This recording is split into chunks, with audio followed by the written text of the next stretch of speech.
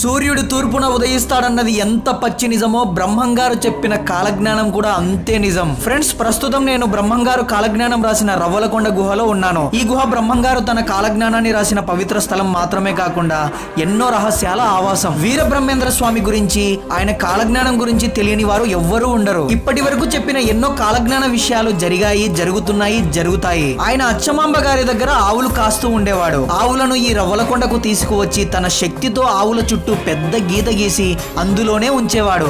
ఆ తర్వాత గుహలోకి వెళ్లి కాలజ్ఞానం రాసేవారు. తను పని చేయకుండా గుహలోకి వెళ్తున్నాడని చాడీలు చెప్పడంతో స్వయంగా అచ్చమాంబ గారే వచ్చి చూస్తారు. అప్పుడు బ్రహ్మంగారు అతీత శక్తులున్న మహానుభావుడని, సాధారణ వ్యక్తి కాదని తెలుసుకుంటారు. ఇదిగో చూడండి, ఇక్కడ నుంచి అచ్చమాంబ గారు బ్రహ్మంగారిని చూస్తున్నట్టు పొందుపరిచారు. ఈ గుహలో దాదాపు 14 క్షేత్రాలకు దారులున్నాయి. ఆ మార్గాల ద్వారా బ్రహ్మంగారు ఆ క్షేత్రాలకు వెళ్లి వచ్చేవారని అంటారు. ప్రస్తుతం ఆ దారులన్నీ కూడా క్లోజ్ చేశారు. ఇది వచ్చేసి బ్రహ్మంగారు త్రాగునీరు కోసం తవ్వుకున్న ఒక చిన్న కోనేరు. నీరు మాత్రం స్పష్టంగా చాలా బాగున్నాయి. మెట్ల పక్కనే ఉన్న దారిలో వెళ్తే తాటి చెట్టు వేర్లు ఉన్న ప్రదేశాన్ని చూడొచ్చు. అలాగే ప్రకృతి సహజంగా ఏర్పడిన స్వయంభు గణపతి కూడా ఉన్నారు. ఈ గుహలోకి ఏ వయసు వారైనా సరే సునాయాసంగా వెళ్లి రావచ్చు. వర్షాకాలం మాత్రం కొద్ది వరకు నీరు వస్తాయి. ఈ గుహలో మీరు తెలుసుకోవాల్సిన రహస్యాలు ఇంకొన్ని ఉన్నాయి.